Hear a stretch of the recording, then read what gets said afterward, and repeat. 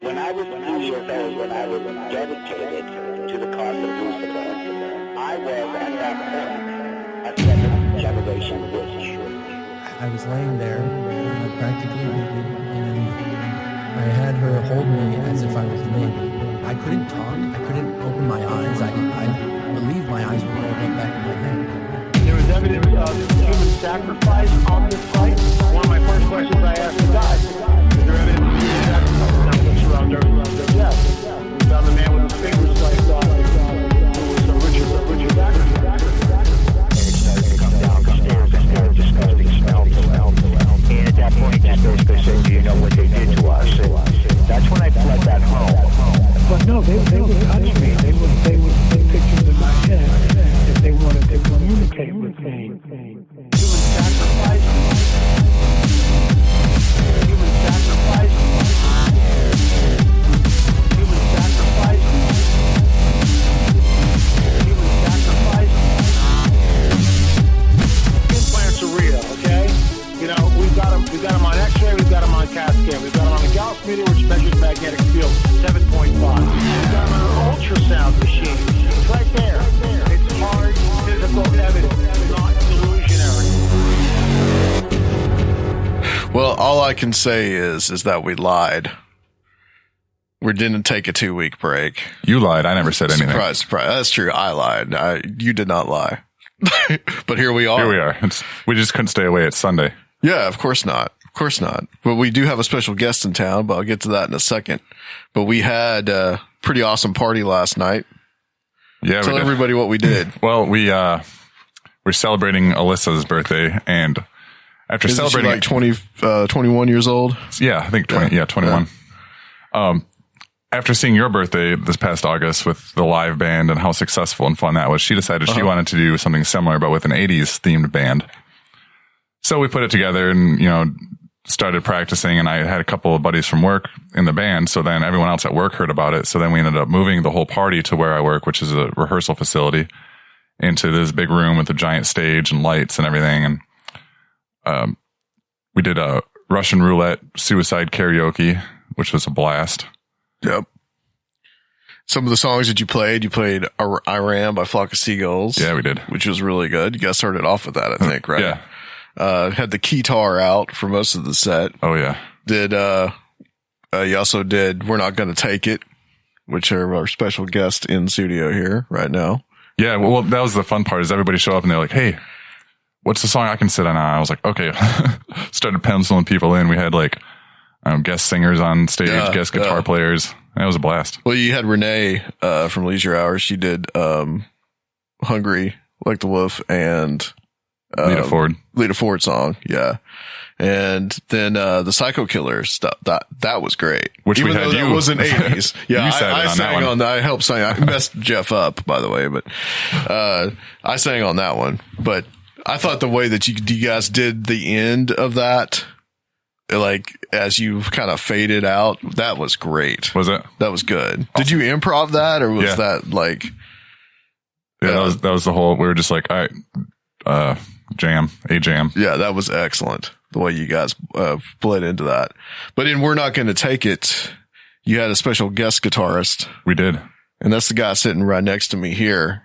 Our special guest in the studio. Oh, fuzz, Mr. Micah Hanks.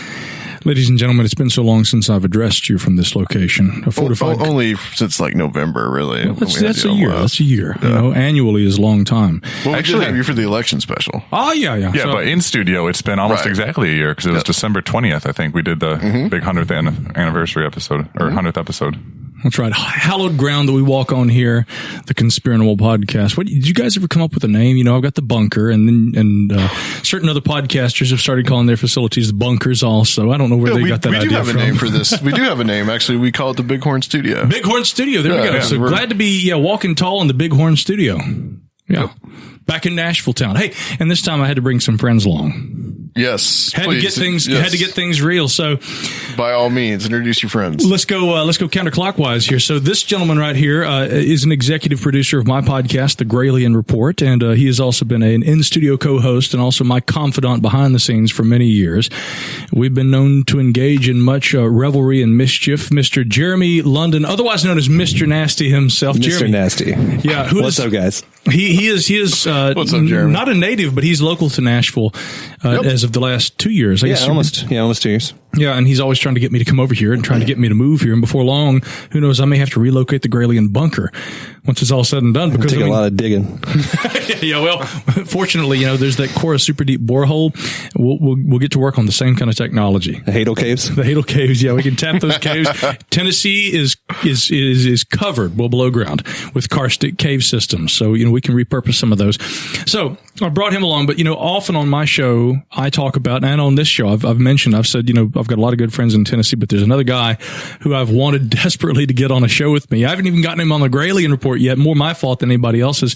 And we're all out today enjoying some time together. And he says, hey, why don't we come out there and do this podcast? And I thought, and the plan is coming together most perfectly. Well, this gentleman right here is one of the only individuals I can say I have been with when a UFO appeared, and maybe we'll talk about that a little bit later tonight. Oh yeah, absolutely. He's a person who's had a long interest in this kind of stuff, and I got to be honest, he has been involved with a lot of research I've done with regard to the more paranormal side of stuff back when I was really interested in that years ago. Now, as times change, we've both kind of taken a similar course, and we've gotten more interested in history.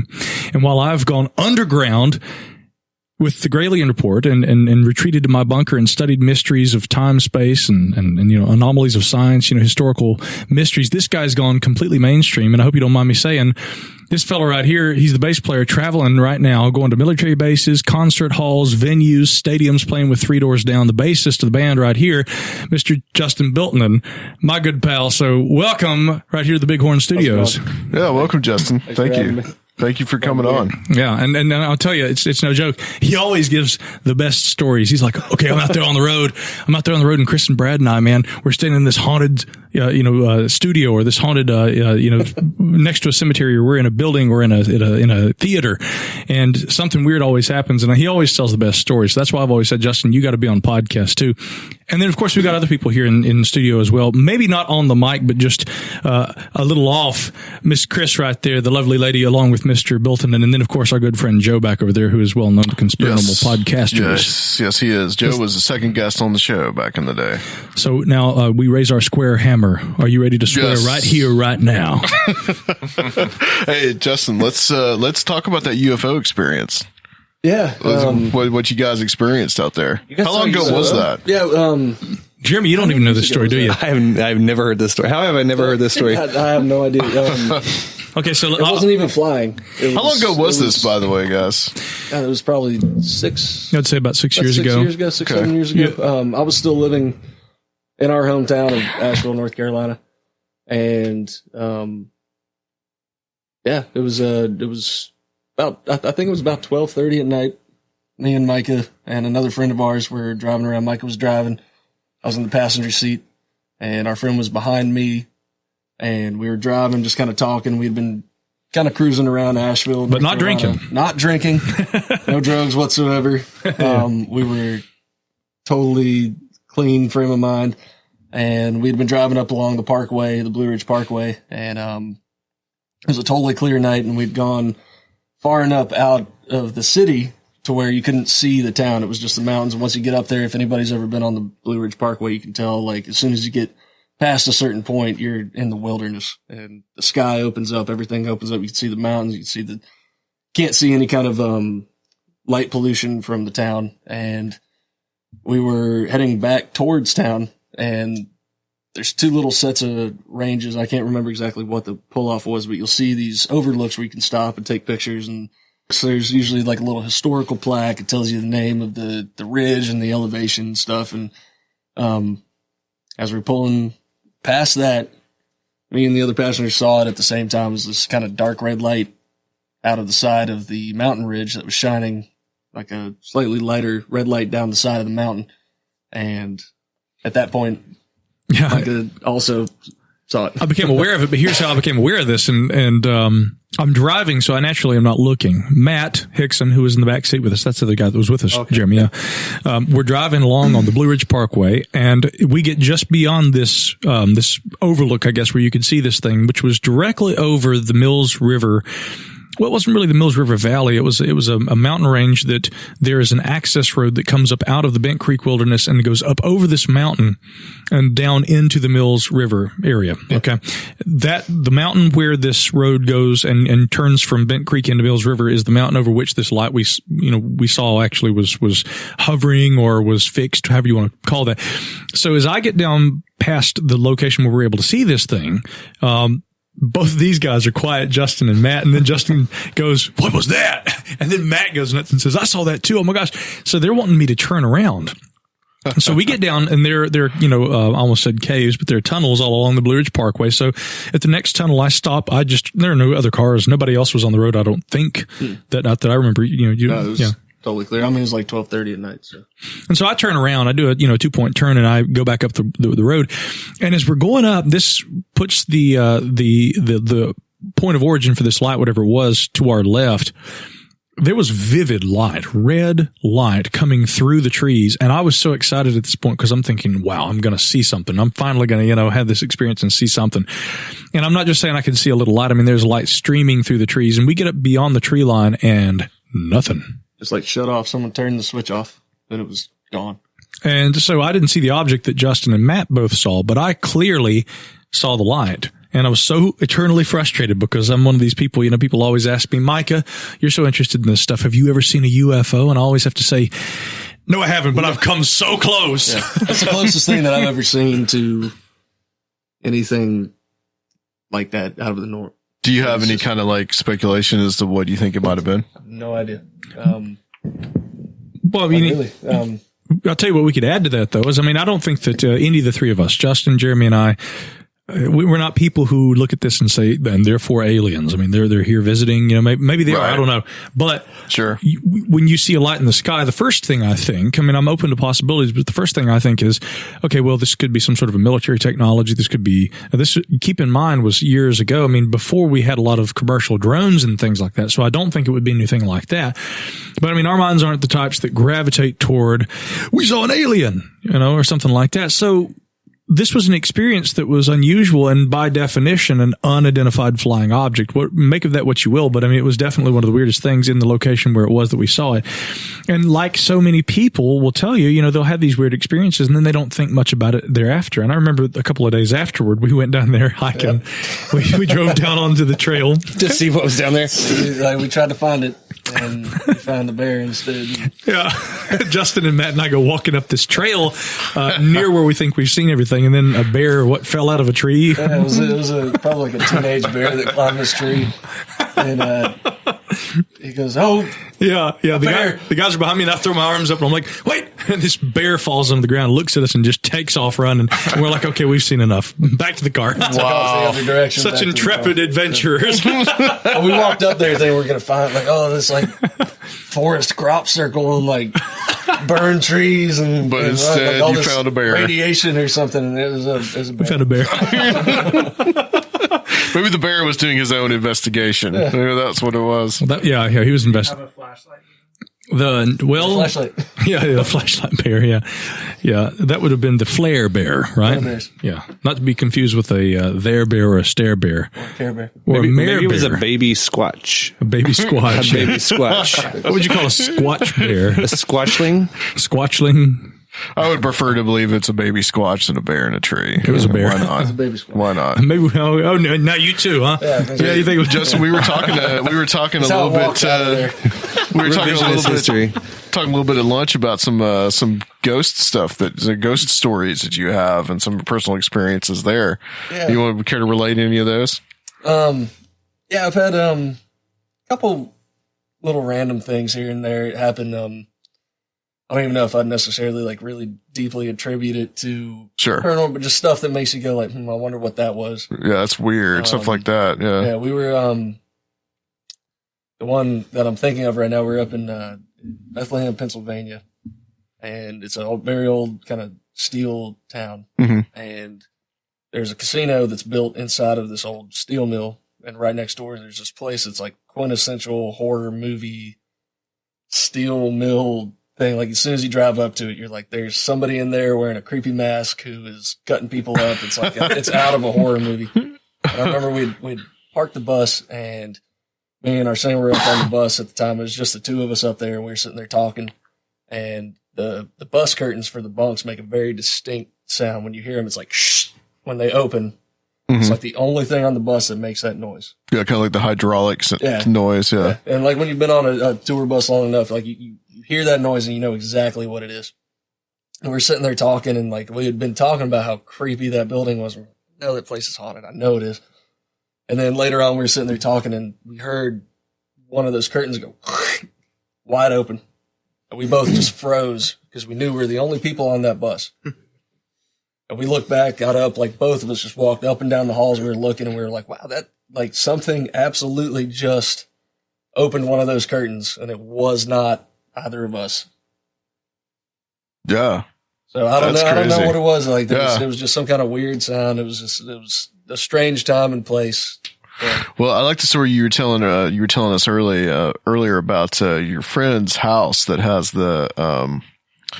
so they said that they hear people in the house. Oh yeah. Oh, yeah. Brad's old house. Yeah. That old house. They we hear some stuff from time to time. Whenever I'd go stay out there with them, they would hear, TVs coming on, and like they kind of always had various kind of weird experiences. It was an older home out in Hendersonville, Tennessee. Yeah, and always kind of weird things that kind of made your hair stand on end. And like you would be in a place, or you'd be in the house by yourself and hear movement, and you can sometimes attribute it to an old house settling or something, but you know what a door opening and closing sounds like.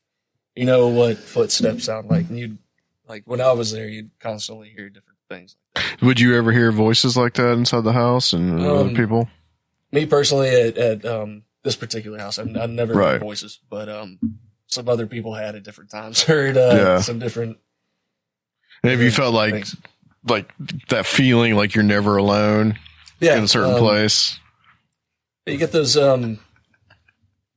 certain places like that, especially like in the older home that had been renovated multiple times. Like sometimes you'd be there and you'd think somebody was there, but you were actually there by yourself. Yeah. And, I don't know exactly what to attribute it to.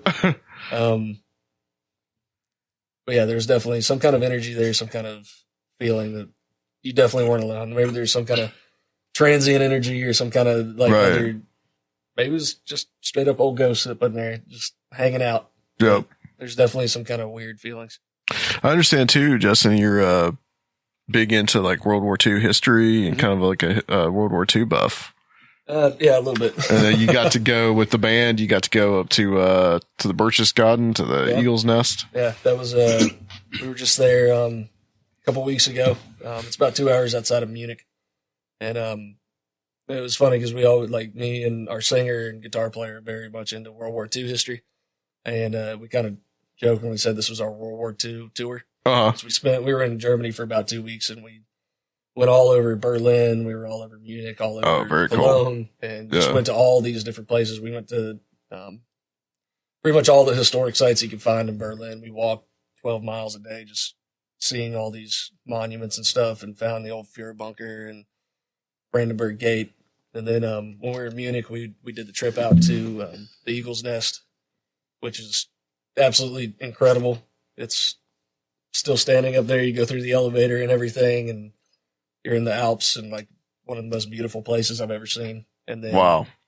And these photos, by the way, that you showed us today, Justin, I mean, are some of the most enigmatic imagery. I mean, when he told me, gorgeous area. When he told me the other day, we went up there, we're at the Eagle's Nest. I mean, so much history. And by the way, Adam, we have your copy John Toland's biography of Adolf Hitler here, because I hope to reference that later in relation to maybe some of what we'll talk about with regard to this. But Justin told me, he says, I'm standing up there, and I mean, the history associated with this place, the negativity that I think many, and rightly so, associate with that place. But he says the pristine beauty is different. And he says that you look over and the Alps are right there. And I thought, okay, cool. Then he shows us the pictures. He's not kidding. I mean, the Alps are in your face. It's like in the Alps. I mean, yeah, this is it a majestic location. They chose that place for a reason, like either symbolically or tactically, to protect themselves or whatever. But they were up there like as gods over all these people for a certain period of time, deciding the fates of millions of people. And it's eerie, and now it's just a restaurant, and people go up there all the time. There's tourists going through there, and now it's just a casual place to grab lunch. I mean, you go up there, you get your beer and a schnitzel, and you're like, hey, I'm at Eagles. And by the way, Hitler used to live here. Yeah. But Justin, something that you mentioned though is that as you're going up there, many people in Germany, and this is an interesting phenomenon, the way that they interpret, I think this kind of almost like a cultural sort of a guilt that they feel. Many of them didn't want to have to go out to those locations with you guys, and didn't even want to take you out there because they feel, I guess you might call it a guilt, but I think that there's also just a heaviness that goes with being a person who lives in this country and knowing the history of what happened here. Absolutely. During the Reich. And so, I mean, I know that you experienced that with a lot of your guides who were taking you to these locations. As Americans, we would go to a country and say, this is fascinating and we understand the history, but the German people see it and feel it very differently. Yeah. I mean, that's exactly it. Like you go to these places and like as an outsider, you're like, oh, this is amazing. It's such a huge part of history. And there's certain folks that are like, I live next to this every single day. This is my work commute. This is my, I grew up next to this place. Like, I'm sick of seeing this. And they have to, obviously have to accept the history of it, but at the same time, they probably get, I think it's good. Sick of seeing the same, tragedy over and over and over and over again. But it's important. I think it's good that it's there. Yeah. It's there as a reminder of what happened and what occurred. I think it's what could happen again. There for every generation that comes up and every generation that goes to visit for any reason. It has to be remembered. It absolutely has to be remembered. So what are your thoughts? Micah has told me that you're big into the whole, you like the show on the, what is it, History Channel, the Hunting Hitler? Yeah. And we had the guy who wrote the book on it, Gerard Williams, who's on the show. And that was I can tell you, a really fascinating interview and a real fascinating, I actually watched the film that they made instead of reading the book, as he sent it to me to watch it. And that is something that is very interesting as to whether Hitler survived World War II or not. Yeah. I think it's, it fascinates me because there's so many other high-ranking players in that the Nazi Party who were involved in these world atrocities that got away. And when you kind of dive into some of the other theories and stuff, it's not that far-fetched. It's not crazy. It's not like, oh, this is like he had some kind of time machine that got him out of there. It's not like that at all. It's like they didn't save his brain, or he's in Antarctica or something like that. The reanimated corpses walking around, and that's it's not that far fetched to me, at least. And once you kind of dive into some of it and the way, just how chaotic Europe and the rest of the world was at the time, to think that these guys got away, and he could have been one of those. He totally could have been one of them. And entirely plausible. I mean, the entire thing, the entire idea is entirely plausible in the way that it happened. And then also the possibility that he just kind of died, or was eventually sidelined by whoever it was, Bormann or whoever it could have been. There's of course some speculation that Bormann survived the war too, but that he was eventually just sidelined, and they began to go into other things that were more probably financial empires and some monetary means. And that the guy dies just alone and isolated in the middle of the, what I guess close to the Andes, somewhere somewhere in South America, where the rest of them went.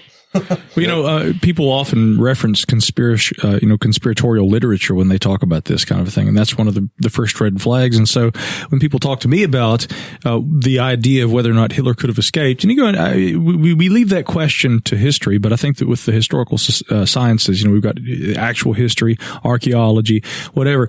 What we're trying to understand is elements of fact that cannot be directly studied. We can certainly glean evidence, but when we go back 13,000 years and try and study Ice Age man, we can find evidences of them that have survived throughout history, but we can't go and study it in a lab like we can do with biology or with physics or with chemistry. And so these are the problems with the historical sciences. And even something that less than a century ago, this is fact, it happened, but we're still trying to piece together this narrative. And so when people come to this with skepticism and say, well, okay, yeah, this is a wonderful conspiracy theory, I refer to the first most authoritative documentation of, the life of Adolf Hitler, which is, of course, John Toland's biography, which I brought along tonight, your copy here, Adam.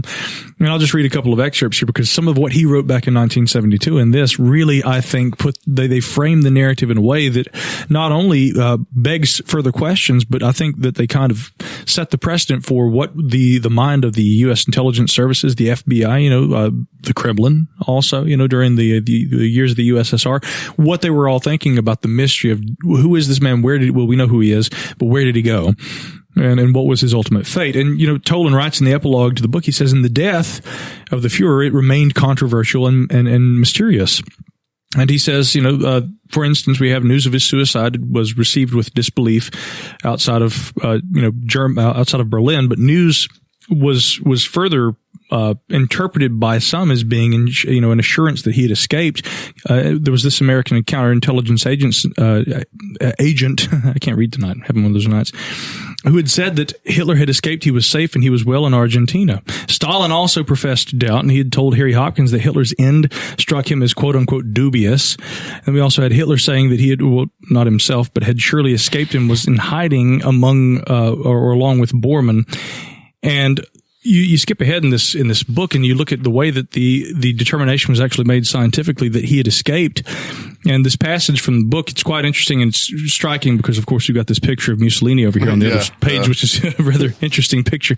But which, by the way, is where Otto Skorzeny rescued him. And Jim Marrs, in his book about the Fourth Reich, says that it wasn't Bormann that started the whole organization. It was Skorzeny. So yeah, that's an interesting little side bar there. But what Toland writes here, he says, skeptics wondered why Stalin had spread the story in 1945 that Hitler had escaped, keeping in mind again this idea that even some in Russia had said that they thought that he may have escaped and he was living well in Argentina. And they write here, this idea that he had escaped and the story had been spread when he knew, Stalin, that the body had been found. It says they were not at all convinced by Bezminsky's explanation. And Bezminsky, I got to point out, is the journalist who had come out with the official narrative finally decades later, which had suggested that they had actually found him, that they had interred the remains. Interesting about that, and as Toland notes here, they thought that they had found Hitler's body, but they found evidence of a cyanamide capsule in the jaw. But the telegrapher in the bunker and numerous others had said that they had heard a gunshot. Okay. So Stalin gets edgy and he says, okay, so he shot himself, but you found a cyanide capsule in the jaw. So were you looking at the remains of Hitler or not? Contradictory information. So they go back and they inter the remains. And what ends up happening is they bring back this skull portion that has a bullet hole in it. And they say, here, this is evidence, and Stalin seems to be satisfied with this. But then decades later, it's determined that that portion that I believe was kept by the Russian National Archives of a skull fragment with a bullet hole in it had belonged to a woman. A female. It was a female. Right, and I think it was the Pennsylvania scientists who had gone and done this. And there was a History Channel documentary about that. So it's interesting because what they talk about here in this portion of Toland's book, and I reference this again because if you want a good historical account of what happened to Hitler, many historians perceive this as being the definitive account of Hitler's life in his final days, as mentioned here. And he notes again, we have here neither reason, talking about essentially first it was resolved not to publish the results of this forensic medical report, but to hold it in reserve in case somebody might try and slip into the role of the quote Fuhrer saved by a miracle. And secondly, they said it was resolved to continue continue the investigations in order to exclude any possibility of error of deliberate deception. These are supposedly the two reasons why information about Hitler's demise was withheld for decades. And they go on to say that neither reason accounts for the wait of 23 years, nor was any explanation given for the destruction of the remains, which, of course, after the second removal of the remains, and then they carry those over. Supposedly what they'd said was going on. They didn't want someone to be able to, after the fall of the Berlin Wall, the remains of Hitler to be, interred again and then, idolized or made into some sort of a totem. And so they said that they dug them up and they carried them out into the country. They burned what was left, and then they threw the ashes into a river and completely destroyed it. It does sound extremely fishy. And they say here again, pictures of the corpse's dentures, had been kept on file. And in 1972, Dr. Raidar Sonya, a dental forensic expert from UCLA, discovered that these teeth exactly matched those in the X-ray head plates of Hitler that were taken in 1943, which, Justin, of course, that was von Stauffenberg, right? With the whole Operation Valkyrie, the film Valkyries. Von Stauffenberg, thank you. Yeah. Starring Tom Cruise. That film tells the story of an assassination attempt on Hitler. At that time, after that attempt, they had taken these X-rays of his head, and so those were kept on file at the National Archives. And what they say here is that, again, this hard evidence, Dr. Saunier told the 6th International Meeting of Forensic Sciences at Edinburgh, proved beyond doubt that Hitler was dead and that the Soviets had autopsied the right body. Now, what's funny is they're saying this hard evidence, and they're talking about X-rays, had proved beyond doubt, but they had no physical evidence. And then X-rays before his... X-rays that were taken, of course, before his death, which they said showed that dental bridge. But, the thing is that, as Peter Levenda has said, that was not really hard evidence. That was, again, an X-ray that was taken years before he was actually killed. And that was compared against what? They didn't have a dental bridge to compare that against, did they? They compared that against, apparently, as I understand it, the testimony given by the assistant to the dentist who had worked on Hitler, who had horrible teeth, by the way. Dental bridge, all kinds of partials, all kinds of things like this. And that was the hard proof. That was the hard evidence that they said offered conclusive proof of the fate of Adolf Hitler. And as Levenda and others have said, it really doesn't give us, he may have died there. I'm not saying he didn't. I'm just saying that if that's what you call hard evidence, that sounds in a lot of ways hardly scientific to me. Mm-hmm. Am I crazy, Jeremy? No, not crazy at all. sounds like convenient. It does, yeah. It's very convenient. You probably can't hear me because I'm all the way back here. Yeah, you should get on your microphone. Jeremy, get on your microphone. I'm leaning. Lounging down in a hole. Lean back. So, but you can hear the guy from 10 miles away. Yeah. But again, I referenced that because if you really read the epilogue, and I'll tell anybody, please, read John Toland's a biography of Adolf Hitler, and in that epilogue, he seems to, nonetheless, I think he goes with the expectation that yes, we can accept the historical narrative here that Hitler died in the bunker, but he raises some of these questions, and throughout all this are the questions of why did they withhold the information? Why was Stalin so suspicious? This was what they called hard evidence, and yet so many years in between all of them. 23 years, yeah. Is this really the best evidence that we have? That's the only evidence we have, guys, and that yet is, of course, what they base their history on. So I say, read the work of the historian in the history book right there, and you tell me if that's good evidence. Yeah. I would question it. Right. Well, and also too, there was things that he obviously, when he wrote that book, that he didn't know about, right? Because, I watched a documentary about the Eastern Front during World War II called, Russia's War on the Snow. And it was Blood on the Snow is what it was called. And they actually, at one point towards the end, they show in some museum or in the Soviet archives, the bone fragments, the skull fragments. And I looked it up and later, but this documentary was made in the early 90s, late 80s, early 90s. So then by, I think what you said was 95 that they actually proved that was later than that. I think it was early 2000s. Yeah, it was early, yeah. 2009, wasn't it? Oh, yeah. It was much later that it was actually proven that was not Hitler's skull. So all these people that saw it for so long thought it was Hitler's skull. The other part in our interview, and actually when Gerard Williams sent me this as part of the package, was the recording. I believe the guy's name was Thomas Caudell, who was a BBC journalist that was embedded in with some of the Soviet troops. and that were storming in the bunker in, I guess this would have been early May 1945. Yeah, that was the Russian Third Shock Army that came in and actually captured the bunker there at the very end. Yeah, he was on site. Explicitly says that what they found a body double. Mm-hmm. He says it looks like a bad body double. But that was something that I had absolutely no idea of till Williams sent that to me. After all that time studying World War II, had never heard that. Well, you never really get the Russian narrative. You always get the American narrative in history classes. That's a very good point, right. Jeremy. The Russians were the ones that were there. I mean, they were, yeah. That's a funny point, by the way, because again, the portion of skull that was found in the Russian National Archives that was tested and determined to be a woman's skull with a bullet hole in it, which had been, I feel they just pulled up whatever they could from the alleged remains of Hitler. Eva Braun, who recently, strangely, purported nude images have, yes, this is arised of Eva Braun of all things. Pervert. No, it's, you got to keep in mind, I've got filters for all these kind of things. And when I'm doing the Gralien Daily News, and so, so Hitler, Hitler and things like that show up, and so now you got to keep in mind the Daily Mail reported the Daily Mail reported on this, and it was interesting. In a photo collection, images of Eva Braun, sunbathing and hanging out at the lake one day purportedly have emerged. So actually, I look at that rather than being classic erotica. I see that as being interesting historical information about very very candid photos of Eva Braun, like a lover's documentation, sort of, which you could infer. Well, who took the photos? That's what I was thinking, and so I found that very interesting, because anything in terms of the historical context that we don't have about this is fascinating to me. Yeah. But, getting back to the point again, the Russian narrative, the Russians, after the examination of the skull fragment with the bullet hole found in it, which I presume if they found it to be of a woman, and we know that Eva Braun, no, she wasn't shot. She took the cyanide capsule. So we know that couldn't have been Eva Braun. If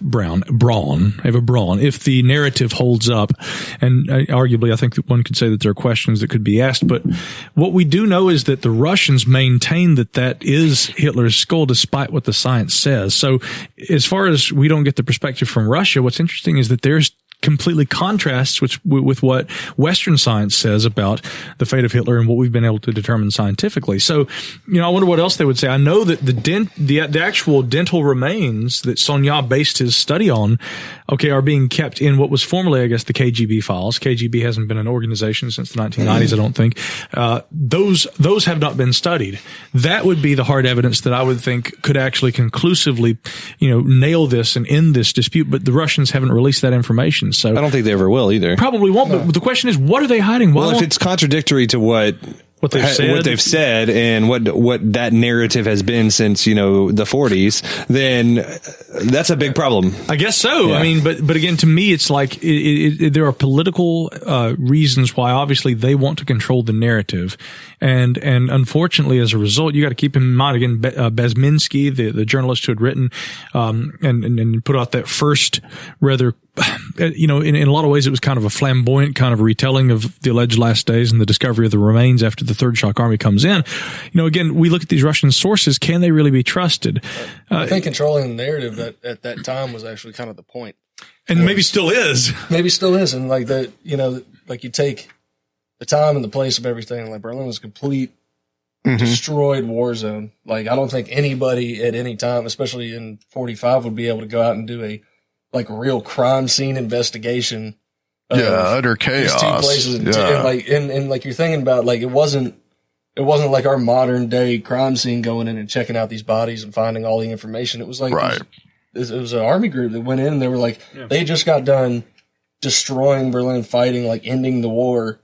They were pretty much these weren't forensic scientists. They weren't forensic scientists that went in there and actually made these determinations. They found these two things, these two bodies. Maybe it was a body double. It totally fit the narrative. They were like, hey, there's still pockets of resistance all over. There's the crazy, the call them werewolves or something. It's that super SS dudes that were out in the woods. We're going to do guerrilla fighting. We're going to raise the Reich again. Let's keep doing this. Yeah. And Hitler being dead completely, that headline ended the war. In Europe, when they were like, hey, Hitler's dead. Everybody's like, all right, cool. We're done. Here's a question for you. Do you guys think that there was any kind of collusion between whoever it was that brought Hitler out, and also maybe like the CIA or the FBI. Hold on. When you say who brought Hitler out, I mean, what are you talking about? Oh, I mean, just the people, like the Nazi apparatus, that apparatus that kind of moved from Germany into South America. What was that Odessa? Was that the group they probably would have been part of it. Like, they helped them Nazis get out of Europe. Yeah. So working to try and spirit them away. I mean, I guess the idea being this, with certain ties to the papacy, in the Rome, Church of Rome, the idea essentially that the godless Russians, helping one group is better than helping another. And so, there was a book written about that, by the way, that was called Hitler's Pope, which is an interesting historical account of how that was Pius XII. And how they absolutely assisted. But do you think there was any kind of vested interest in keeping Hitler around, that maybe we knew about it, but we just didn't say anything? Because there is that subtext in the film version of his book where he talks about the fact that he was there and it was known by certain high up authorities in the United States government or in the intelligence agencies, and that they could always use that in some way, maybe pull him out again in case there was a war with the Soviets or something like that. I'm not really sure. I know that seems to be something that, like in Toland's biography, he kind of echoes that he's concerned about, the idea that, I think there's always been this concern that the Reich might rise again. Jim Mars, wrote that book, Rise of the Fourth Reich. Right. I think you've got a copy of that. Yeah, I do. And really, that's what's kind of interesting about all this is that, Nazism after the fall of National Socialism in Germany in 1944, sadly has lived on. And we were just, I was going to bring that up. Yeah, go ahead. When we went to visit Dachau in Munich, there's the work will set you free. Yep. The big monikers. I guess it was over a lot of the concentration. Yeah, Arbeit macht frei. Yep. The what everybody saw whenever they walked in, and it was on the gates. I think at Auschwitz too. Just recently in Dachau, the big sign was stolen by a Nazi party in Dachau. Really? Just about 2 years ago, and they can't find it because they went in there, hacksawed it off of it's the original sign that was there, and it's still missing. How in the world would they be able to do that? You'd think there'd be security. Almost sounds like an inside job. You would think. But that just shows that there's still, even 70 years later, there's still some groups, some younger groups coming up that either think it's cool or they are totally into the idea of being a Nazi and they think it's great for whatever reason, and they're acting on it in some way by clearly stealing a major piece off of a memorial. That just mystifies me that, there are two ways that Nazism lives on. There's the idea of the conspiracy, this is more, I guess, something that conspiracists would be fond of, the idea of the actual escape of Nazis after the end of the war. But then there is, again, the ideology and how it resurfaces and how people, many are concerned, and I don't really see things like this in America right now. I think there's a lot of kind of, inflammatory kind of, overblowing of emotion and things like that are likening American politics to being, the rise of National Socialism. It's just the same thing. And I think that really, if you understand history, what we're seeing in America right now is as far from that as you could possibly imagine. It may not be good in all ways, but it's, some of the things that we're seeing in the world right now are not necessarily World War II all over again. So let's just say that. But the idea that these ideologies can exist, I always, would liken it to Lord of the Rings in the sense that, like, when I was a kid, I would read these books and I was fascinated with the idea that the Sauron character could exist without a body. He had at one time been an actual physical creature, like this monster, but by the time it's all said and done, Jeremy, wow, he is like really doing some interesting Spider Monkey, Spider-Man stuff. Yeah, seriously, yeah. His name isn't Spider-Man; it's Spider-Man. Spider-Man, yes. Jeremy Spider-Man here, but his name isn't Spider-Man. But again, with the Lord of the Rings books, by the time that, everything's happening in, the three primary books that Tolkien wrote, Sauron is more this kind of a feeling. He's more this kind of an essence that people fall behind. What's so frightening about Hitler, I think, is that rather than the actual escape of Nazis, and I don't know if this really addresses your question entirely, so I apologize, but this is an important point. So follow my lead, okay, Adam? The thing is that, sure, Mike. I think that The idea that there is a Hitler, obviously, even if he escaped, he is no longer, but he was at one point. And what that man was doing in his ideals, terrifying as this is something that people fall into, I think, this kind of a romantic way of thinking about. And they almost, hold this in reverence, and they see this as being something that is, it becomes idealized and it becomes romanticized. And Nazism, much like Sauron and his influence over Middle Earth in the Lord of the Rings books, it lives on. That's what's terrifying to me, is the idea that, the Nazi ideal is something that absolutely could resurface, which is you don't need those main characters. Yeah. Start it. You don't have to have a villain. They already did the damage. They have the idea out there. Your villain could be an ideology, which is you don't need Hitler like whoever, like whatever Nazi party guy there. You don't actually need them physically there to start it up. And see, that's once the cat's out of the once bag, the idea is there. People can run with it. It's a nebulous concept, but I mean, if you think about that in terms of like the broader like narrative about good versus evil, that's why Jeremy and Justin and I unite together as a trifecta of goodness, pure evil, yes, pure. We raise our square hammer and we ask you to swear right here, right now, yes, because we're actually the good guys. We just look bad because we're rockers, but the good guys wear black Earth rockers, right? We're Earth rockers, Earth exactly. rockers. We're Earth rockers. Yeah. Now, all kidding aside, I think it's important to really kind of delineate between what is good, what is evil, and know that evil doesn't have to have a name or a face behind it, because once someone finds that ideology appealing in any way, in any fashion, Hitler rises again, and that's terrifying. And this is something that I think that even politically in America today, this is why there's so much unrest. It's not that people think that, one candidate or another is the next Hitler. It's that they know that there's this lingering, ability for that to resurface.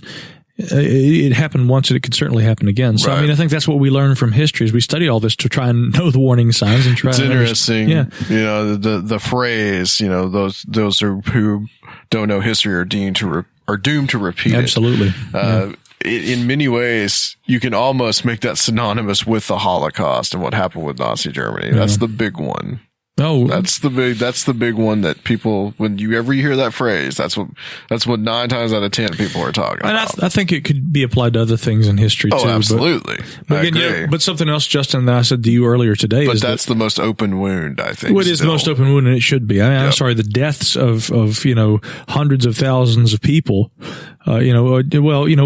throw numbers out the window. Let's just talk about genocide in general. All these issues: genocide, human slavery, human trafficking. All of these issues, these have been with us since time immemorial. And I said to you earlier today, Justin, I said, the thing that's so scary. You were talking about, what was the series that you're watching right now? The World War II in HD. Yeah. And where they colorize it and it's in HD. What's so fascinating? Have you watched these? No, I haven't. These are incredible. You watch these and you see World War II, and it's not just black and white fuzzy video. All of a sudden, it's clear HD footage. It's in color, and it looks like it was filmed yesterday. And technology affords us a view of the past that all of a sudden doesn't make it look like it was. It's personal stories too. It's not just like yeah. Here's some guys storming a beach. It's like, this is the guy with his memoirs. You're seeing this firsthand account, and he's still alive today. Yeah. Well, and some of them are, but and you hear these stories. And you realize, wow, World War II isn't like hundreds of years ago. This isn't Napoleon. This isn't Alexander the Great. This was something that happened decades, not hundreds of years, decades ago. We could have people in here speaking with us right now who were in. My grandfather, who did like extraordinary things, who went through incredibly horrific times, and they're still alive. They're here. They can tell their stories, and I think that's why it's so fascinating. Why it's like really captivated so many generations after the fact, because like I remember stories from my granddad. You remember stories from my grandfather too. Yeah. One of my biggest concerns is that when we lose that generation, when we don't have that living memory anymore, whether then people are gonna start more and more start talking about war and how it's a good thing, and we're gonna. I totally agree, because it is a little bit different. But you think about like World War I. It was 100 years ago. Exactly. All those veterans of that war are dead. Yep. Because it's just time. It's a numbers game. So, and we're rapidly losing World War II generation. How much do we know? How much of our generation really understand World War I? Because it was just far enough back to where I didn't know any family members that fought. I know I had some great family members that fought in World War I, but I had no connection with them whatsoever. Yep. I feel like World War II is like that one that was just far enough away that like I had a connection, had a reason, I understand it. And World War I, it's just like our American Civil War. Like we may have had family members fought in it, but it's like it's so long ago that so it's remote. It's almost like it's just a. Oh, and it could never happen again. Yeah. It's almost just stories. Like, oh, that's crazy. Realizing that, we were talking about it when we were eating dinner, is that, they were showing on TV some things from Pearl Harbor, and realizing that that's 75 years ago now. Well, I just got to say, and maybe this is a bit of a plug, but, and I've told you this too, Jeremy. I mean, Justin, you played on 4th of July with Three Doors Down at Pearl Harbor. We're coming up on the 75th anniversary of the Pearl Harbor attack, which is what brought the United States into the war. And I got to say, for a lot of people, we're so out of touch with the reality of the war that actually took place. And I not only respect the fact that you play at military bases, you go out and you do this, and you're involved, and they appreciate you guys too for bringing, talent and art and music, and frankly, celebration to these locations in remembrance and celebration of the victories and the battles and the bright and the dark that is associated with these times in history. So you got a kind of unique perspective on that, especially for somebody our age who's gone to one of these locations and who sees and who has been there and felt, oh my gosh, you've looked into the water and seen the wreckage of the remains of the ships that were sank that brought us into the greatest conflict in modern history. I mean, that is incredible to me, first of all. And it's talk about a connection to history. And that's what's so special about what it's living history. Like you're seeing it. And I wish everybody could travel the way that we do. And as I mentioned earlier, like we kind of did a reverse way of that. And like I think I mentioned before, like it was cool to me because in 44, when my grandfather joined the Navy, he shipped out of Pearl Harbor, fought all through the Pacific. He got to Okinawa, got tattooed. I kind of went backwards. I got tattooed in Okinawa. We played and then went down to Pearl Harbor for a couple of days. So we got to see, a pretty wide scope of that history from both sides in the Pacific. And I don't know, it's just it's fascinating. It's amazing to see it up close, see how people have just kind of lived around it too. It's really interesting how life goes on no matter where it is.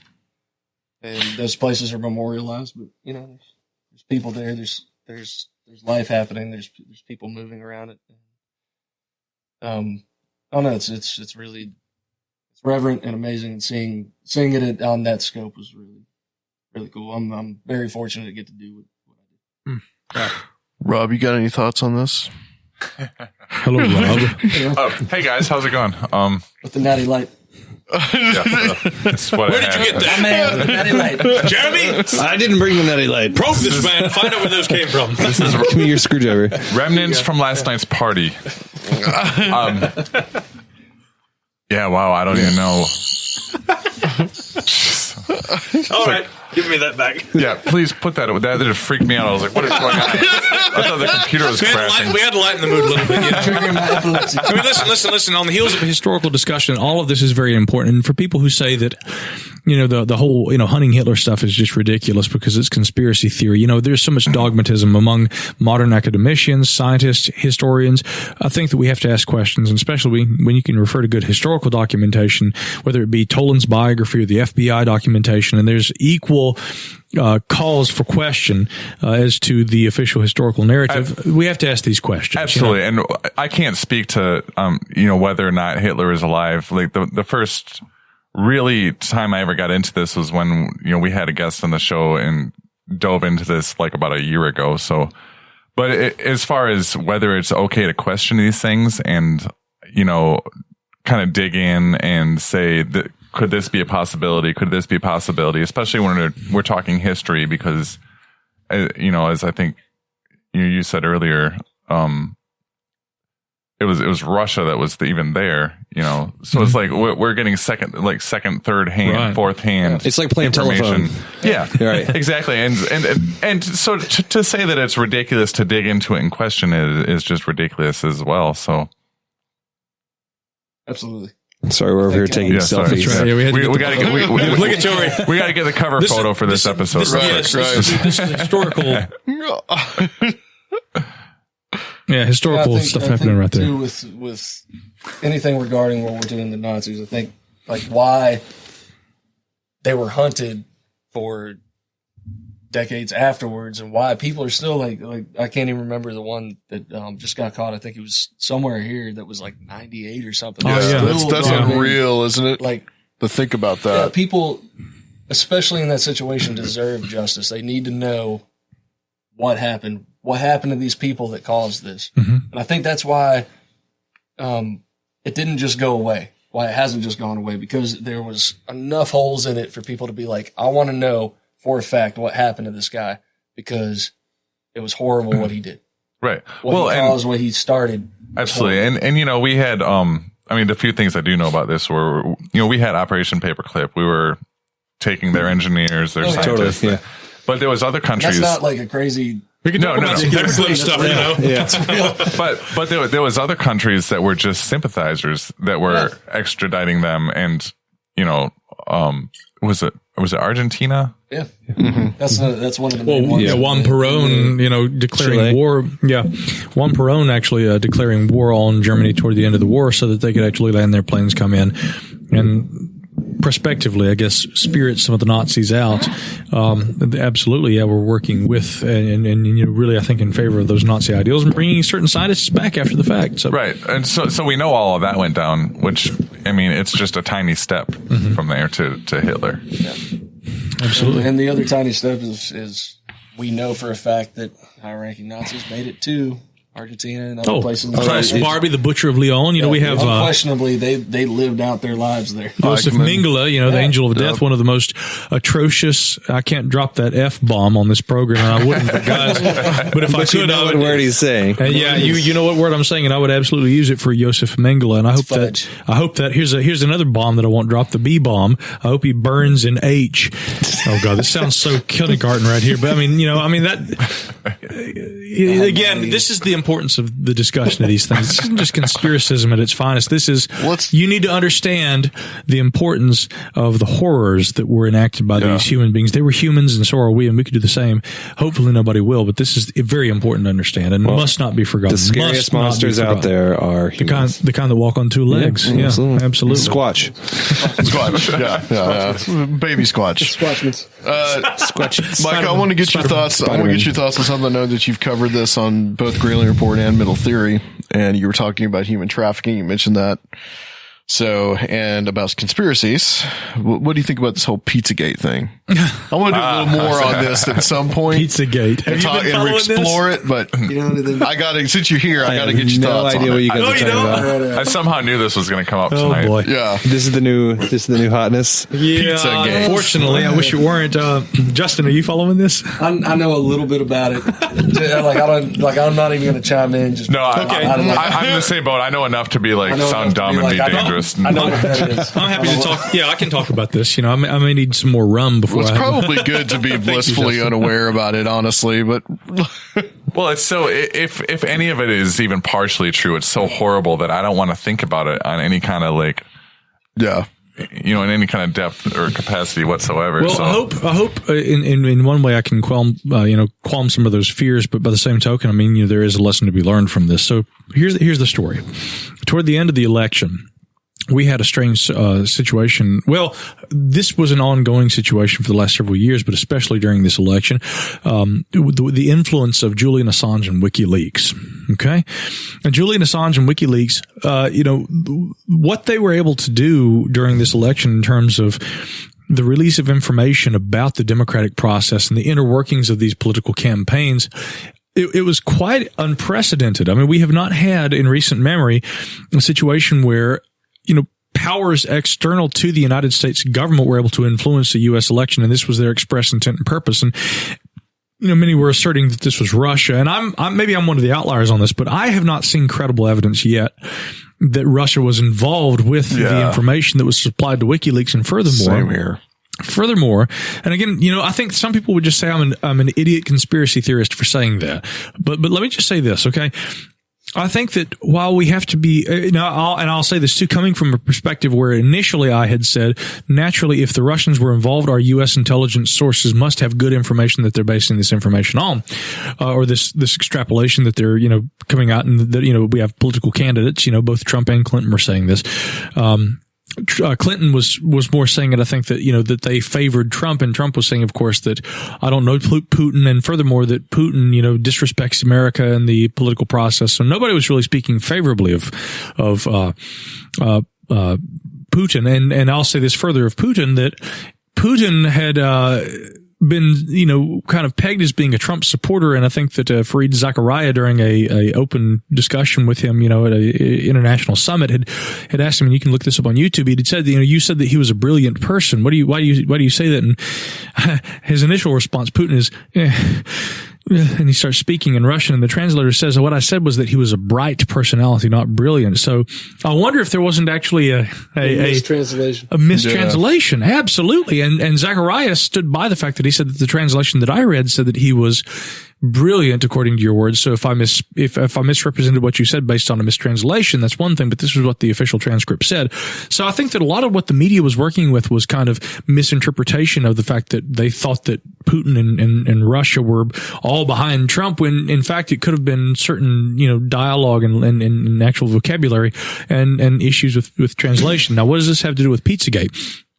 You got to understand that politically, all of these things kind of fit into the narrative in terms of, well, what was the outcome of the election versus who was trying to steer this election.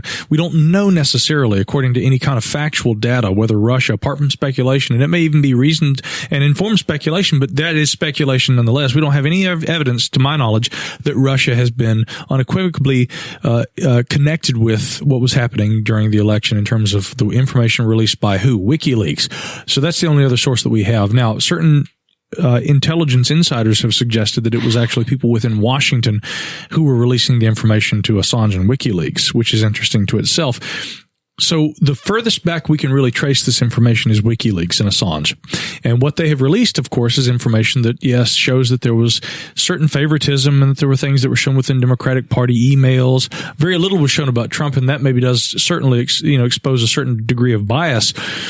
But within some of the emails that were released from the Democratic Party, and more importantly, the Hillary Clinton campaign, John Podesta, a guy I actually kind of like. I actually like Podesta, okay, and I'll tell you why, because he's been a staunch advocate for less government secrecy as it relates to the UFO subject over the years. He wrote the foreword for Leslie Kane's book, UFOs, Government, or Generals, Pilots, and Government Officials Go on the Record. That was a great book about UFOs by an award-winning journalist, and a damn good one, too.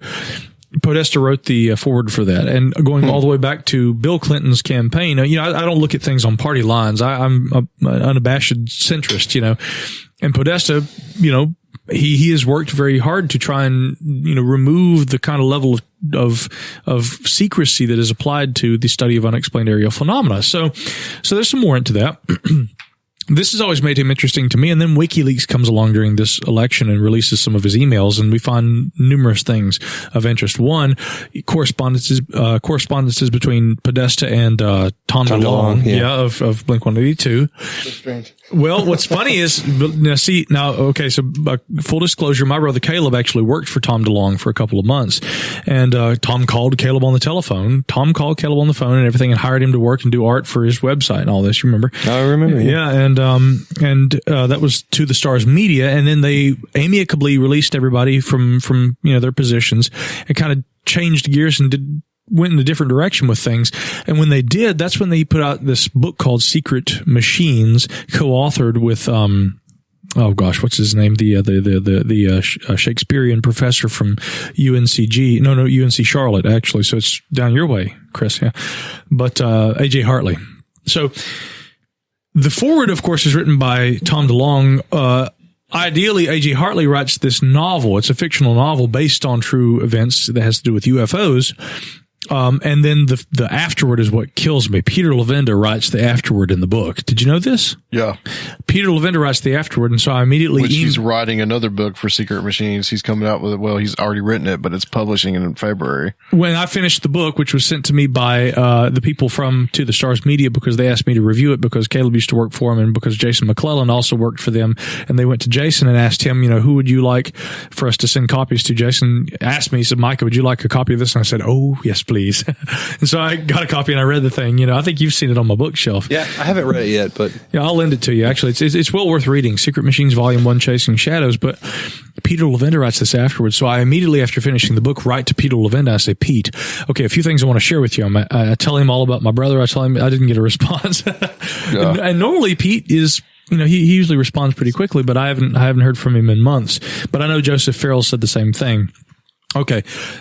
That was one thing, that came out in these WikiLeaks emails, that Tom DeLonge had been contacting John Podesta, and that Tom had wanted to schedule a meeting with Podesta and one of Tom's informants, who he identifies as Major General William McCaslin of Wright-Patterson Air Force Base, who oversees essentially 11,000 employees within the U.S. Air Force Science, Research and Development Divisions, which is someone that DeLonge was trying to keep secret the identity. DeLonge refers to a person in Secret Machines as being "quote unquote" the scientist. He says, "We'll call this guy my informant the scientist." I think that was General McCaslin.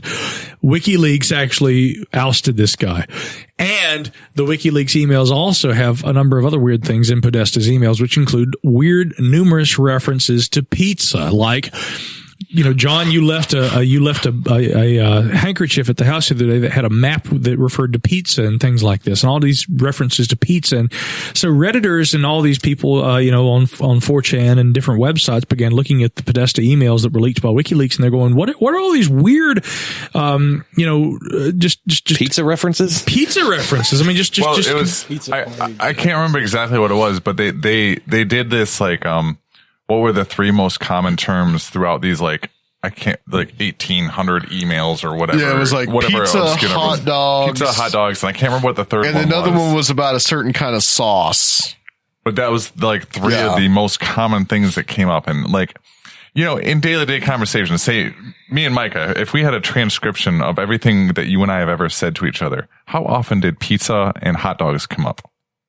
That's an interesting question, because between you and I mean, ideally it wouldn't have come up very often, probably. Right. Yeah. But for that to be the most common thing, they think it's like code words for exactly. They thought it was code words for something else. It was putan saka, which means whore sauce. Whore sauce? Yeah. Like WHORE? Yes, as in whore, as in prostitute. Really? Yeah. Well, that's kind of interesting. Yeah. Which is what got everybody's attention. I mean, there was a lot of weird illicit stuff. So the Redditors and the 4chans and the 8chaners, they went out there and anonymous, and everybody else in the world, they start digging into these emails and trying to find hidden references, and it all seems to tie together the Podesta campaign, and not so much John Podesta as his brother Tony Podesta, and the Cosmic Ping Pong Pizza Place in Washington, which had hosted some events and some things that they were doing. But what was creepy is that the Cosmic Ping Pong Instagram account, it actually had a lot of images, and this is the only weird thing that I've really seen. Well, I'll elaborate a little more, but I agree with you on this. This is weird. One of a couple of weird things, because I shouldn't say that there are a couple of things, but one thing, for instance, there are numerous images. Like one of the images on the Cosmic Ping Pong Instagram account had been a little girl, and she's standing there. It looks like kind of like a funny little picture, but the little girl's hands are taped to the table. There's another image of a little boy being held by what looks like a loving father, and he's got like a bead necklace around his neck, and the necklace is draped around the child. But then one of the hashtags is hashtag chicken lovers, yes. Which is purportedly a reference to older men who are attracted sexually to young children. So some really and the symbology on their signs of the stores. Yeah, and some of the artwork that's depicted on the walls and everything. And then we go to Tony Podesta, and he and his wife talking about, featuring artwork, as I've talked about on my other podcasts, by the way, Middle Theory. We talked about this on Middle Theory just this week, in fact. Tony Podesta and his wife, and this is quoted from an article from last year where they had said that there's a particular artist who likes to, this is completely consensual, but he'll do photography that features teenagers completely in the nude in their parents' homes.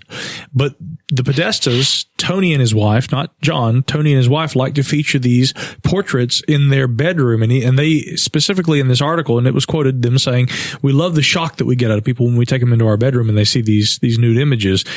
And there was the sculpture, Yeah, the guy kind of leaned back in a very weird, precarious position, almost like the whole entire body completely arched.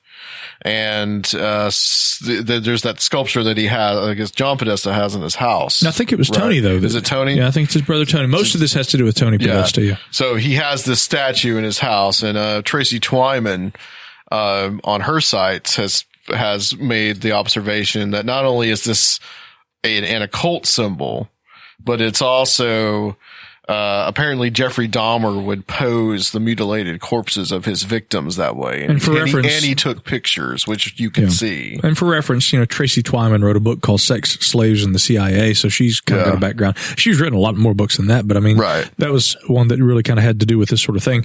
My thing with Pizzagate is that although there's a lot of unsettling stuff, most of it really what seem to be pedophilic references made by the Cosmic Ping Pong Instagram. And I'm sorry, there's no excuse for pedophilia. Guys, in our culture, okay, we have a system of laws and we have a system of governance that protects those who can't speak for themselves and that protects individuals and their rights and their liberties and their freedoms. And especially those who are the most, the most, indefensible, I guess, our children. And so when you make any kind of a reference, that's not a funny thing, I think, when a reference is made to pedophilia. Any parent, and frankly, any decent human being knows that. The problem I see, and then Rob, I want to come back to you because I know you wanted to elaborate, but I will just say this. Apart from all of that, I don't see much with the Pizzagate thing that really suggests a whole lot of legitimacy to this. Again, I see a lot of speculation by people online who are saying, well, this looks like this. Tom's referencing these specific things that are happening in Comet Pizza. No, not Tom's not. No, that was a different kind of a thing. Two separate stores. Two separate stores. Sorry, yeah. So Tom DeLonge and Podesta are talking about pizza, and then no. Tom DeLonge has nothing to do with the pizza thing. Yeah, no. Tom DeLonge's put talking that about out there. John Podesta is the common link. He's the common link between the pizza. He's the common link within. I brought up just to be clear. John Podesta I'm trying to follow all this. Right. It's hard to follow. I can break it down real quick though. John Podesta, he wants transparency as far as UFO stuff goes. We're all cool with that. And that's why Tom DeLonge is cool with that, and that's why he has communications with him. Right. John Podesta, however, has other communications with other people that seem a little on the more nefarious side. All of this was released in the latest WikiLeaks. Well, at least one of the latest WikiLeaks films. It's been a couple months ago. So I want to jump in here and before I lose my train of thought again real quick. But the two things that when I first heard of this, I was like, oh, that's kind of silly and creepy and I don't want to think about it kind of thing. But when I heard that Reddit has completely abolished any conversation related to this. They banned it because they said we don't want our site to become a witch hunt, and they banned it. Yeah. And every single major news network has come out and said the same thing. This is fake news. This is crap. Everyone needs to stop paying attention to it. When all these great sources of information come out and say you're not allowed to talk about this anymore, that triggers something for me.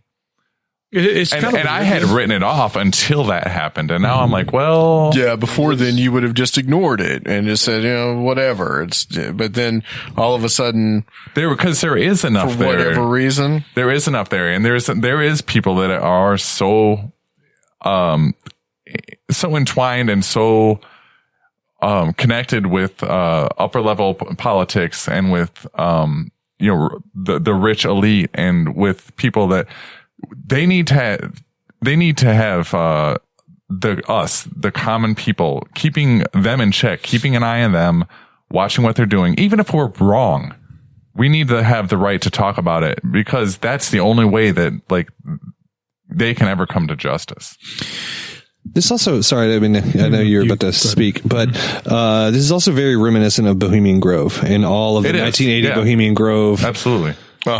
Six Sense stuff with Larry King and, you know, George Sr. and all of those things. See, this, okay, so Jeremy brings up the Franklin cover up, Jeremy brings up a really important point here, is that I think that, and really, I don't think anybody else has said this, by the way, Jeremy, that I don't think that Pizzagate is unbridled speculation. It is speculation that is built upon speculation, though it is, and I think that there's a lot less than there may actually appear to be.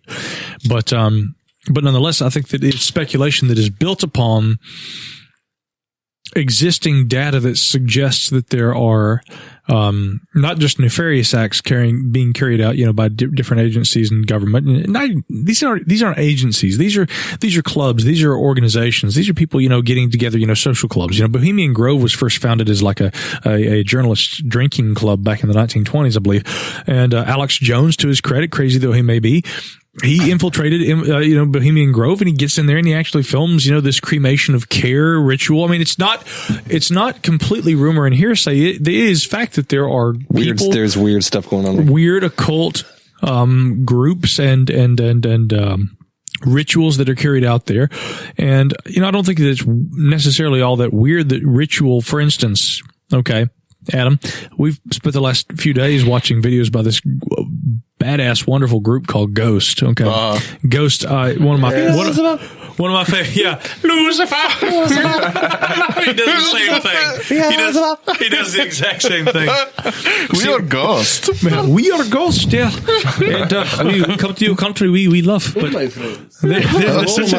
They're such an amazing band. But I'm looking at the way that they incorporate. It's obviously a mockery. I mean, it's obviously tongue in cheek. You know, that they incorporate, you know, Satanism into what they do because of this existing trope that, you know, rock and roll is straight from hell. Right. And, but what they also incorporate is imagery that is common throughout, for instance, Latin American cultures, you know, with the Day of the Dead, Dios de los Muertos, and all these kind of things. And so I find that fascinating to me that humankind wants to be able to reckon with the undead and with our, you know, this sort of an anthropological ancestry worship thing. So the point is that we need to be able to understand what, you know, the role symbolism is and why symbolism is important and why we adhere to these kind of things, skulls and skeletons and things. When we look at these sorts of things in that context, you know, whether it be, you know, Alex Jones or conspiracists saying that, you know, Illuminati symbolism or whatever is significant. I mean, it's not all crazy. There's an anthropological significance to all of this.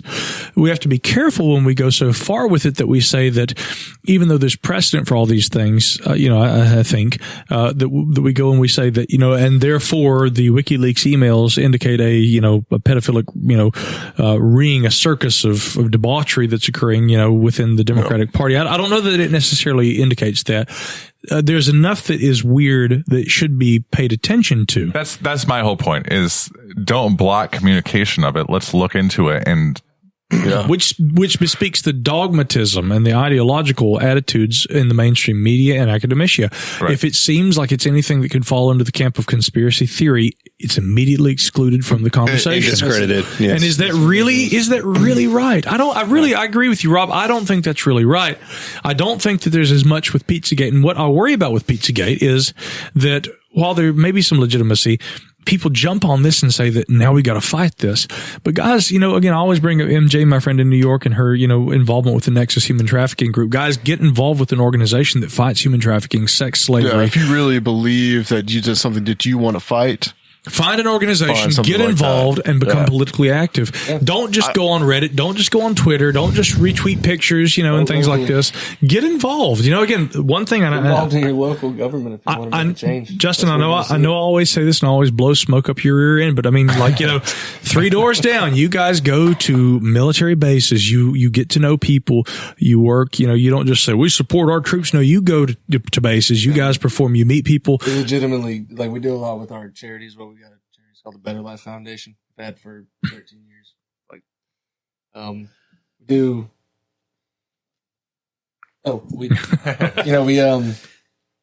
we actually care about, especially like our service members. Well, no, yeah, I've worked with you guys a few times, and it's always been on some sort of a base or like, you know, in an actual hangar or, you know. It's constantly working with some charity or some group or some organization. And again, we constantly find ourselves with these guys too. And I don't want it to sound like it's just like, you know, me, like, you know, promoting you guys or something. What I'm trying to say is that if you feel passionate about Pizzagate, then go find a human trafficking organization that is trying to stop these kind of things in the world, like Nexus. Just look up Nexus. Nexus is a great your foundation. Little, like, keyboard quarterback who's sitting there, like, typing away on Facebook. Like, get your ass up and go. Get involved. Be involved in this stuff if you actually care about it. Well, and I brought this up, I think, on the last episode or 2 episodes ago, where I think social media had the power to kind of bring us all together and help us communicate. And but it's kind of done the opposite, where now people are treating it as more of a news source. Right. It's ridiculous. So how do we temper it, and how do we say, okay, we understand the problem and we all have the right idea, but how do we put it into action in an intelligent way? I mean, you know, without infringing freedom of speech, you know. I want to say this about the Pizzagate thing is we got to look at it at the other side too. We got to look at these people that are a lot of the people that are talking about this Pizzagate stuff. A lot of them I have noticed have been a lot of people on kind of like the more evangelical Christian fringe. A lot of those people have been exploring this and talking about it. And also there are people that are anti-Democrat party, Trump supporters, people like that have also been talking about it. But what they're not really looking at, a lot of them, is looking at things that are on the other side of the political aisle. So if this could be true, I'm probably about 50-50 on it, but we know things like the Franklin cover-up have happened. Right. And I mean, and for God's sakes, last year, Dennis Hastert was revealed, the former Speaker of the House, by the way, right after Newt Gingrich, was revealed to have molested young boys. Right. When in the 70s. Right. And what we were talking about with Dr. Future the other night about the, at dinner, we were talking about the call boy ring in the Reagan White House. Well, it's not just. We can talk about that. Point. I mean, it's not just on the side of the Democratic Party. Right. It's the Republican Party. It's anybody that's in power. And George W. Bush too, really. Exactly. Needs to move beyond parties. It needs to be, this is bad stuff that either of these people are doing. And like you think about like Anthony Weiner, like all that crazy stuff that happened with him. Yeah. Like the people who are out there, finding this stuff need to be completely like anti whatever political group. Like political group. The justice needs to be past whatever political group you align yourself. It needs to be nonpartisan. That was my point. Is that the us average Joes, the population, it's our job to keep them in check. That's how the system works. You know, it's all checks and balances, and we're the last check on that list. But my whole fear is that they become so empowered and so ingrained, and they all have dirt on each other. No one's going to rat anybody out in the government. Nobody is. That if they're, if you got people up there, which naturally you would have people up there that have, this is what I like to do. This is what I want. This is what I need. Like that, there's going to be little circles of people that are going to form and grow together. Be on parties too with those guys. Yeah. And horrible things will start to evolve. And, it's important to keep an eye out for that kind of stuff. You know what's horrifying though is that, my gut, at the end of this conversation, I'm typically the voice of skepticism in this community. I mean, I'm more than happy to be the person who says, okay, guys, calm down. Conspiracy theories aside, how do we actually get ourselves involved in serious research, whether it be scientific, historical, political action. But I'm not afraid to say, and I will say on record here, that what's horrifying is that my gut tells me that there is more to all this, and that I think going all the way back to the Reagan administration, or we go back to the George W. Bush administration, the whole weird, like to old Hollywood, even not all the creepy old parties that all the old famous actors used to have. I mean, that's not even good point in a political sense, but you talk about and probably still happen now. I mean, there's stuff that goes back even further, like elite people in America have had a lot of weird And things. they think they can get away. It's just an ounce of unchecked power, and that's all it takes. An ounce of unchecked power, and they think they can get away with murder or worse. And Here's another aspect, too. That terrifies me. That terrifies me. Here's another aspect too, as far as the whole Pizzagate thing. This really wasn't part of Pizzagate. Was this whole spirit cooking thing? That's what you heard. Yeah. That's what you heard about first. Maria Abramovich. You know, this apparently. Oh yeah, I've even seen people say that, you know, she's 70 years old, which apparently she is, but she looks young, so she must bathe in dead people's blood. She bathes in the blood of the like young. Elizabeth Bathory or something, right? Right. I was just thinking Bathory. Death becomes her. So we have this aspect, and you have this occult. She is an occultist, but she's a performance artist as well. So it seems that it has that quality that this is just something that just shocks middle America. So they equate everything like that, even if it's just pretentious performance art, with Satanism. You know, that just automatically equals Satanism. So doesn't eat McDonald's, you know, it's like Cokes every day, so she probably looks like she's not 70 years old. You know, she's probably relatively healthy. Funny thing, by the way, she was featured as the, like, you know, on the last page of Time magazine, where they do the interview with someone, you know, and they ask them, you know, like 12 questions. Right around the time of the whole Pizzagate thing, she was featured as the Time magazine, you know, person. They didn't even talk about that. I don't think they mentioned spirit cooking either, by the way. No. That's something that was in the WikiLeaks. Yeah, they didn't talk about it. But the timing of her in 15 minutes. But the timing of her being featured was Better quite Homes and Gardens. that whole thing, Micah, that whole thing had no legs for me. The whole Abramovich spirit cooking thing. I didn't see it more. That was an email from Tony Podesta to his brother. He was just forwarding the email and telling John that this was happening, and John didn't even end up going. So I'm like, think about how many invites to weird shit that you guys get on Facebook. And again, everybody keeps trying to tie this in directly with the Hillary Clinton campaign, but these emails all seem to tie back to Tony Podesta, not John. Right. And, again, I think John Podesta is a guy who I find very interesting, especially as it relates to my ongoing interest in unexplained aerial phenomena. And like I said before, it doesn't help that John Podesta kind of looks like Nosferatu. So there's I don't think he looks like Nosferatu. Oh, you guys are going to get in on this. Also, funny, that picture of Mussolini in this book. Now, he looks like Nosferatu. He looks like Nosferatu. And by the way, if I want to, look like Nosferatu.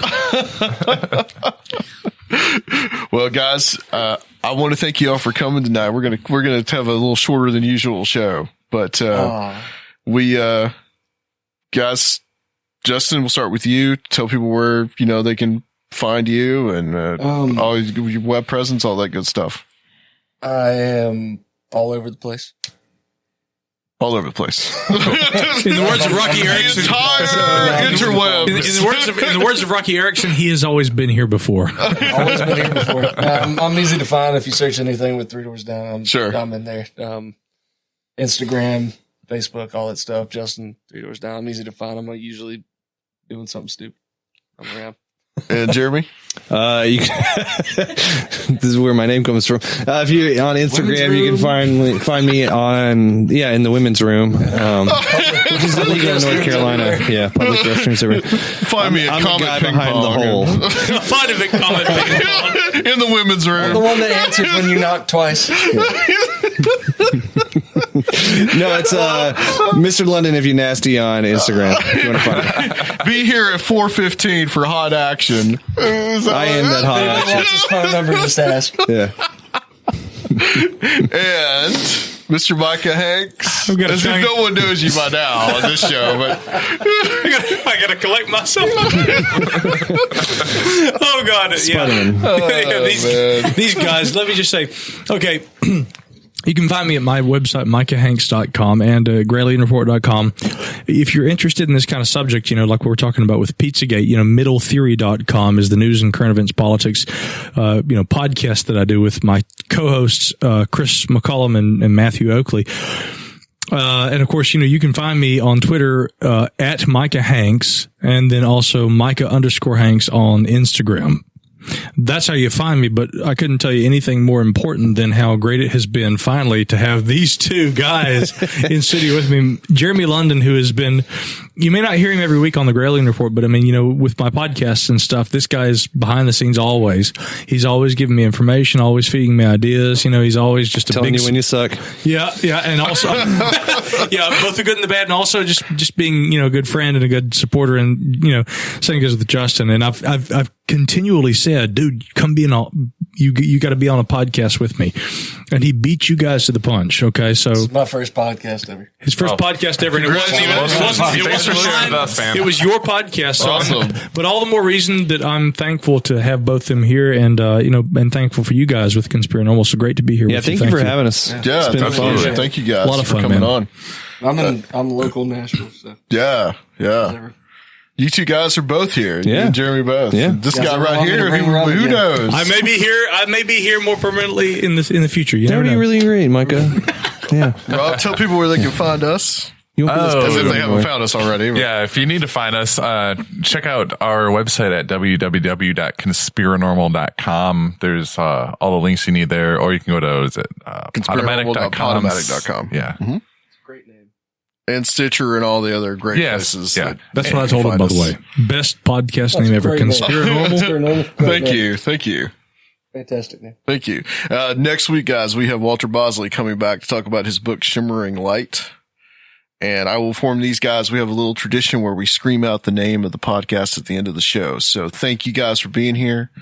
And we will be back next week on Conspirinormal!